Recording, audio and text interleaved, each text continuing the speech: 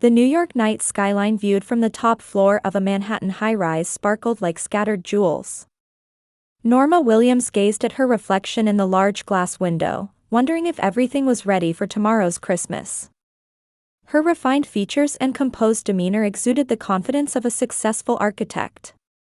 "Norma, I've hidden Emily's present in the closet," David's voice called from the living room. As an executive at a Silicon Valley tech company, David provided a comfortable life for his family. He had always respected Norma's career, building a relationship where they celebrated each other's successes. "Thank you," Norma smiled as she walked toward the living room. "Is Emily asleep?" David nodded, looking up from his tablet. "Yes, she can hardly wait for tomorrow morning." "Did you tell her Carol and the others are coming?" Norma's expression clouded slightly. She picked up a wine glass, trying not to show her concern, and took a sip. "Yes, I told her. Emily is looking forward to seeing her cousin Jason." What she didn't say was that Emily wasn't particularly enthusiastic about Aunt Carol's visit. The 14-year-old seemed to sense something beneath her aunt's superficial pleasantness. Carol lived with her businessman husband Michael and their 12-year-old son Jason, and their life appeared perfect. Carol behaved cheerfully in social settings, and everyone was fooled by her charming smile, except Norma. The sisters' relationship was complicated. 3 years ago, Carol and Michael had failed in an investment and couldn't make their mortgage payments. Norma had unhesitatingly offered help, saving their home. She had continued to pay for Jason's private school tuition. Though Carol appeared grateful on the surface, Norma didn't miss the occasional glint of envy in her sister's eyes. "Your mother left a message," David said. "She'll be here at 10 tomorrow." Norma smiled automatically. "All right. Her room is ready." Behind Barbara's elegant appearance and carefully chosen words lay complex emotions. She had always looked down on Norma's generosity, constantly saying, "Being too kind is a sign of weakness," while secretly appreciating Carol's more calculating ways. "Mother still favors Carol, doesn't she?" Norma said, sitting on the sofa with a tired expression. David gently put his arm around his wife's shoulders. "Don't worry about it. You've always done the right thing. Why should that be a problem?" "I don't know. It's just that Carol has been acting strange lately. Last week, when we went shopping together, she asked oddly specific questions about our home and my work. It was almost as if she was gathering information." David frowned. "Wasn't it just conversation?" "I hope so." Norma began, then fell silent. She feared giving voice to her anxieties would make them real. "Maybe I'm imagining things." The truth was that Norma had begun to sense something dark in Carol. The coldness behind her sister's smile, the meaningful glances Barbara and Carol exchanged in front of Norma, and Carol's unnatural attitude toward Emily. All these were signs that something was wrong. The living room clock struck 11. Outside, snow had begun to fall softly, covering Manhattan's buildings in white. Tomorrow was Christmas, a special day when family would gather, exchange gifts, and spend time together. Norma exhaled deeply. Tomorrow would surely be wonderful, she told herself, even as anxiety crept into the depths of her heart. On Christmas Eve morning, Emily woke early and helped with the final touches to the living room decorations. Like Norma, she was intelligent, considerate, and had an artistic sensibility. "When is Aunt Carol coming?" Emily asked while arranging presents under the Christmas tree. "Around noon, I think," Norma answered. "I'm glad we found that gaming system Jason wanted." Emily smiled, but her eyes revealed a touch of envy. "Jason's present was really expensive, wasn't it?" "That's not an issue, Emily. We're family. We do whatever we can to make each other happy." Emily nodded silently. She understood her mother's kindness and generosity well. But she sometimes wondered if Aunt Carol truly appreciated that kindness. Shortly after noon, the doorbell rang. Carol, Michael, Jason, and Barbara had arrived. On the surface, everyone exchanged pleasant greetings, and family photos were taken in front of the Christmas tree piled with gifts. However, Norma noticed things. Carol's smile didn't reach her eyes. Barbara made a sarcastic remark about the luxury of Norma's penthouse. "This is quite extravagant, isn't it?" And most of all, the strange look Carol gave Emily. At dinner, Barbara whispered something to Carol, and they exchanged meaningful smiles. David noticed it too and asked Norma after the meal, "Don't you think something feels off?" "I feel it too," Norma replied softly. "But tomorrow is a special day. I hope nothing goes wrong." Christmas morning, Norma woke early.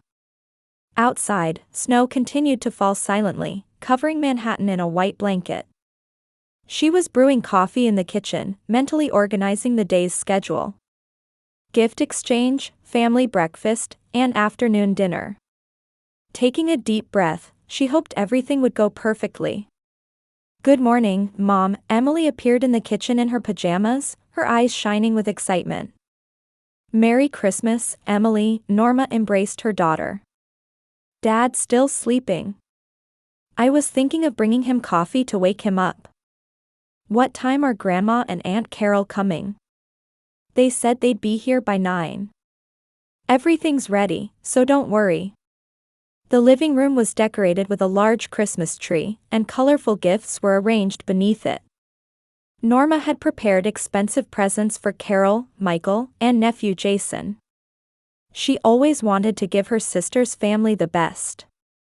At 8:30, David woke up. He kissed his wife and daughter, exchanging Christmas greetings. "How do you think today will go?" David quietly asked Norma. "The atmosphere was a bit strange last night." "It'll be fine," Norma forced a smile. "It's Christmas, so let's all have a good time." At 9 o'clock sharp, the doorbell rang. Barbara entered first, followed by Carol, Michael, and Jason. Warm greetings were exchanged on the surface, but Norma sensed something cold behind Carol's smile. "Merry Christmas," Carol said, hugging Norma. Her voice was sweet, but her eyes weren't smiling. Barbara gave David a perfunctory greeting before turning to Emily. "Emily, Grandma's gift for you is special. Look forward to opening it later." Emily smiled politely, but at that moment, Norma didn't miss the meaningful glance exchanged between her mother and sister. The family gathered in the living room and began exchanging gifts. Jason received a large box first, a gift from Norma and David. "Can I open it?" Jason looked at his mother, Carol. "Of course, it's from Aunt Norma and Uncle David." Carol's voice carried a hint of sarcasm. When Jason opened the box, the latest iPhone appeared. "Wow! It's the newest model," he exclaimed. "Norma, David, such an expensive gift," Michael said, looking confused. "Don't worry about it," Norma smiled. "I heard Jason wanted one." Carol uttered perfunctory words of thanks, but her eyes remained cold. She looked at Barbara and nodded slightly. As gifts continued to be opened, Emily received a present from Carol and Jason. Her face was full of anticipation. "Mom, what could this be?" Emily showed Norma a small, beautifully wrapped box. "It's wrapped so prettily." Norma smiled, though feeling somewhat uneasy. "Why don't you open it and see?" "Before that, why don't you open this?" Carol handed Emily another gift. "This is from me and Grandma." Barbara's voice had an unnaturally bright tone. Emily, with a curious expression, reached first for the small gift from Carol and Barbara. "Wait a minute," David suddenly said. His face showed concern. "Where did you buy that box?" Carol pretended to be surprised. "From a regular department store." "Why?" "No reason," David said, but his eyes remained fixed on the box. Norma sensed David's concern but didn't want to spoil the Christmas atmosphere. "Emily, go ahead and open it." Emily slowly touched the ribbon. At that moment, Norma saw a strange expectant light in Carol's eyes. Barbara also leaned forward, watching with bated breath. The air in the room seemed to freeze. The moment Emily's fingertips touched the ribbon, the room fell silent. Norma watched her daughter's profile, struck by a strange anxiety. She realized that Carol and Barbara's gazes were too eager, too full of expectation. "The wrapping is beautiful," Emily smiled. "Almost too pretty to open." She carefully untied the ribbon and cautiously opened the gold wrapping paper to avoid tearing it. Inside was a container like a small jewelry box. "Oh, lovely," Emily picked up the box. "What is this?" "Open it and see," Carol said, lifting the corner of her lips slightly. "We chose it especially for you." Barbara leaned forward, seeming to hold her breath in anticipation. Norma exchanged glances with David. He too seemed to sense something wrong. Emily opened the small box's lid. Inside was a delicate silver bracelet. Several small charms were attached, beautifully reflecting the light. "Oh, it's beautiful," Emily exclaimed. "Thank you, Aunt Carol, Grandma." She picked up the bracelet and held it to her wrist. That's when it happened. Emily's expression suddenly changed. Her eyes widened, and her pupils rapidly dilated. Her hands began to shake, and with the bracelet gripped tightly, her body stiffened. "Emily." Norma called anxiously. "Are you okay?" There was no response. The color drained from Emily's face, and her lips turned pale blue. The next moment, her body began to shake violently. "Emily!" Norma screamed, rushing to her daughter. Emily's body began to convulse uncontrollably, and she collapsed to the floor. Norma cried out as she tried to hold her daughter, but Emily's body was rigid and beginning to foam at the mouth. "Ambulance!" David grabbed his phone and began dialing 911. "My daughter is having a seizure. Please come quickly." Norma, though panicking, held Emily's head protectively and desperately tried to keep her body from hitting anything. Tears flowed, blurring her vision. "Emily, hang on. Please, hang on." Then Norma heard her mother's voice. Was the stimulus too strong? Barbara's voice contained laughter. Norma looked up in confusion and saw her mother. Barbara was covering her mouth with her hand, but her eyes were coldly gleaming. Beside her, Carol said, "The perfect surprise, isn't it?" Those words pierced Norma's heart like ice shards. She stared at her sister in disbelief. Carol's expression showed not fear or concern, but a kind of satisfaction. "What are you saying?" Norma shouted. "Emily is..." She couldn't finish her sentence. Emily's convulsions grew more violent, and her complexion turned gray. "Hurry!" David shouted into the phone. "My wife says our daughter has lost consciousness and is convulsing violently." Michael finally seemed to come to his senses, standing up and saying, "Is there anything I can do to help?" His face showed genuine concern. Jason sat frozen on the sofa, paralyzed with fear. "Water," Norma said in a trembling voice. "Bring some cushions." Amid the chaos, Barbara and Carol barely moved. They stood slightly apart, talking in low voices. Norma noticed this but was focused entirely on Emily. "The ambulance will be here soon," David placed his hand on his wife's shoulder and said in a shaking voice. "It'll be okay, everything will be fine." But his eyes reflected terror. Emily's seizure showed no sign of stopping, and her breathing had become shallow and irregular. Why did this? Norma looked at the bracelet in confusion. It appeared to be an ordinary accessory, but why had Emily suffered a seizure the moment she touched it? "Let me see that bracelet," David suddenly said. He carefully took the bracelet from Emily's hand and began examining it cautiously. "Something strange." His face changed as he looked at the back of the bracelet. "This is..." Just then, the doorbell rang, and paramedics rushed in. They quickly assessed Emily's condition and began placing her on a stretcher. "Please, help her," Norma begged the paramedics through her tears. She held Emily's hand tightly, refusing to let go.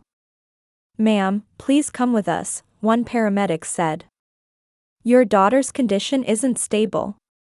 We need to take her to the hospital immediately." David acted quickly. "I'm coming too. Michael, the house keys are on the table. Could you lock up later?" Michael nodded. "Of course. Let me know if you need anything." Before getting into the ambulance, Norma looked back.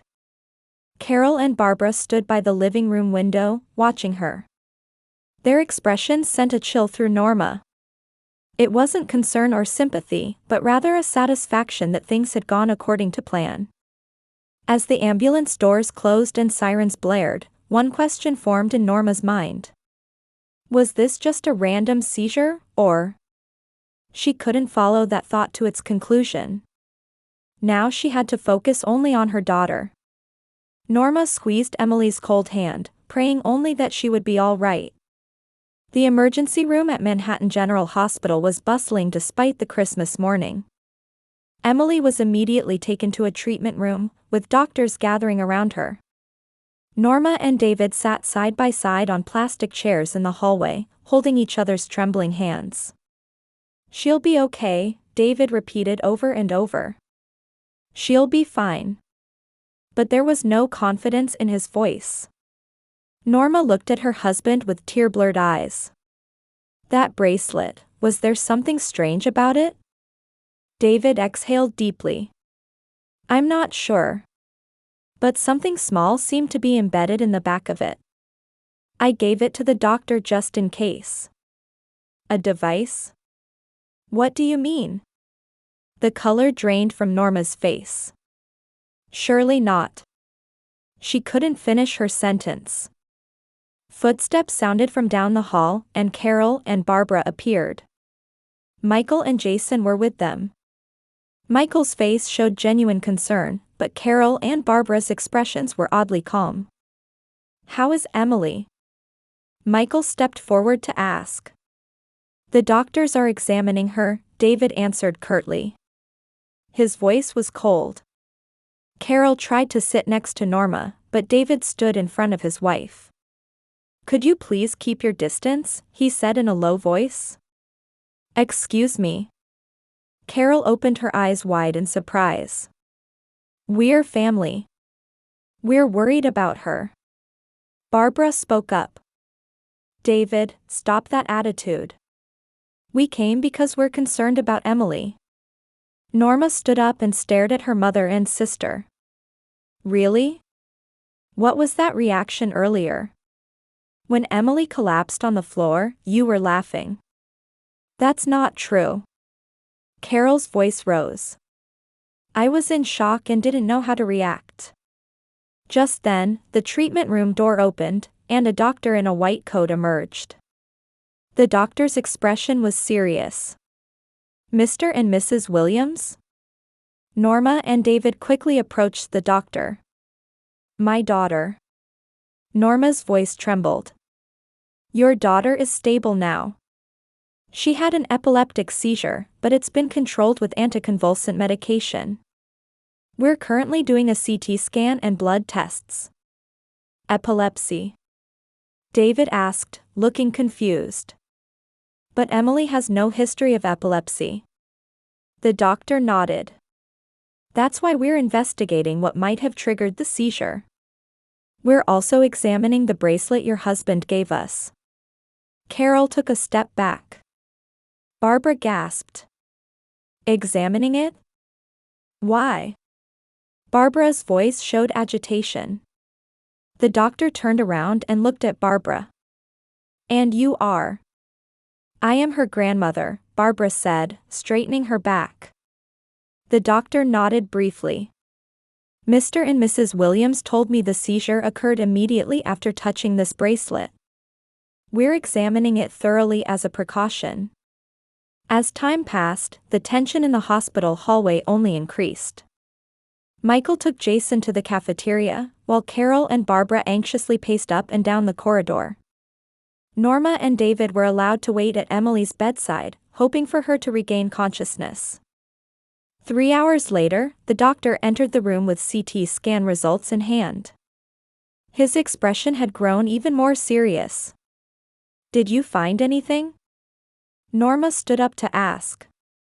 The doctor led them a short distance from the bed. We're seeing abnormal brain wave patterns. These are typical signs of an epileptic seizure. However, there are no structural abnormalities in your daughter's brain. Meaning? David asked. Something likely induced the seizure. The doctor chose his words carefully. Actually, a technician examined the bracelet.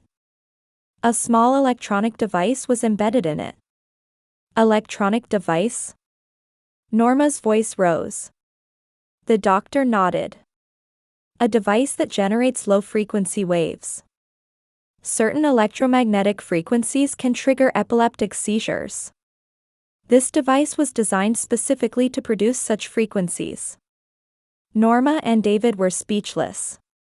It took several seconds to comprehend the doctor's words. So? David's voice shook. Are you saying someone intentionally tried to cause Emily to have a seizure? The doctor's expression hardened. Unfortunately, that's the conclusion we must draw. This device couldn't have been made by accident. It's a precisely crafted low-frequency generator. In Norma's mind, Carol and Barbara's faces appeared. Their strange smiles, expectant gazes, and those terrible words, was the stimulus too strong? The perfect surprise, isn't it? The police. Norma said in a hoarse voice. We should call the police. The doctor nodded with a grave expression. I've already contacted them. Cases like this could involve criminal activity. Investigators will be here shortly. As the doctor headed toward the door, he turned back, his face pale. Mrs. Williams, the cause of your daughter's collapse was definitely man-made. This was no accident. Call the police immediately.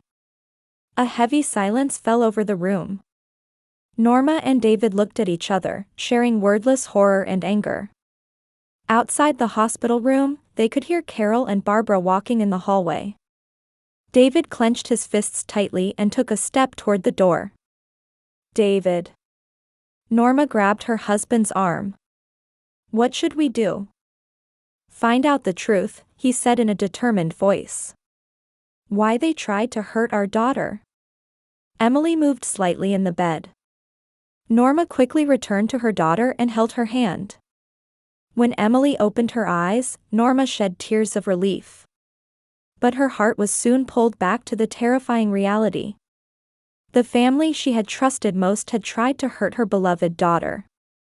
The small reception room at Manhattan General Hospital was crowded with police officers and detectives.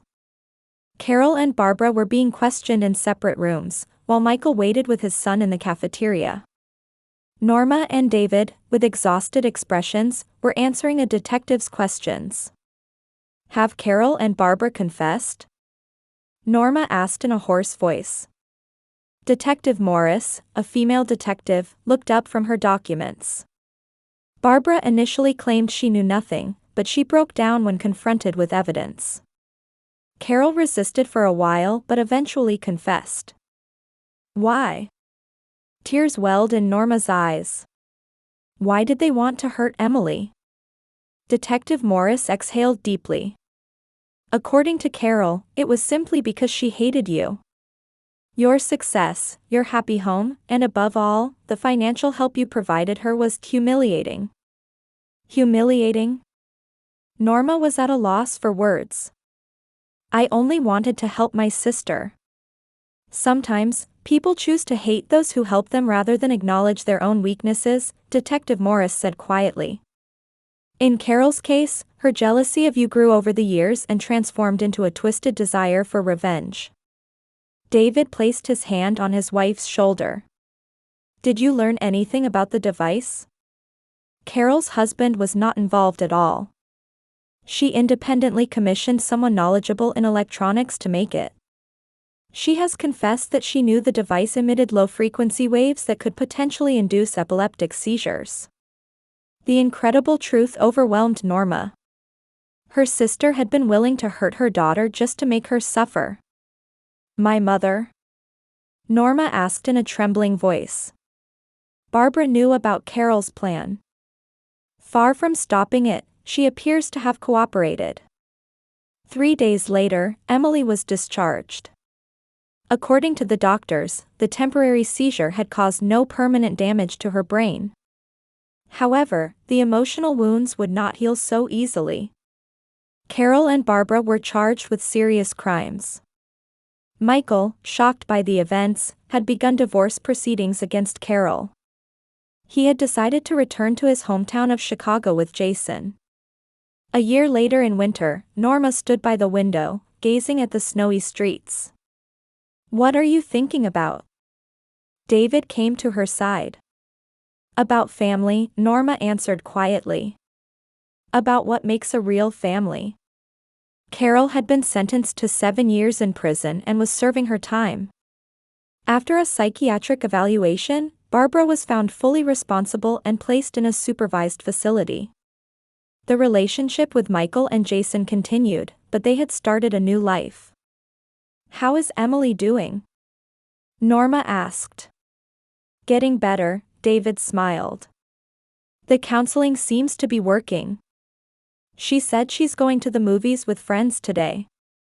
Norma's expression showed relief. Emily was recovering from the terrible experience. She had grown stronger than anyone had imagined over the past year. A new member of our family is coming, Norma pointed outside the window. The figure of a young woman walking in the snow was visible. It was David's niece, Sarah. Having lost her parents in an accident, Norma and David had welcomed her into their home. I've realized there are things more important than blood ties, Norma said quietly. True affection, trust, and caring for each other. David squeezed his wife's hand. They had been hurt, but through those wounds they had found new bonds. The Christmas tree lights warmly illuminated the room, and outside, snow continued to fall silently. The pain of lost family remained, but at the same time, hope for building a new family was sprouting. Norma walked toward the door, to welcome a new member of their family.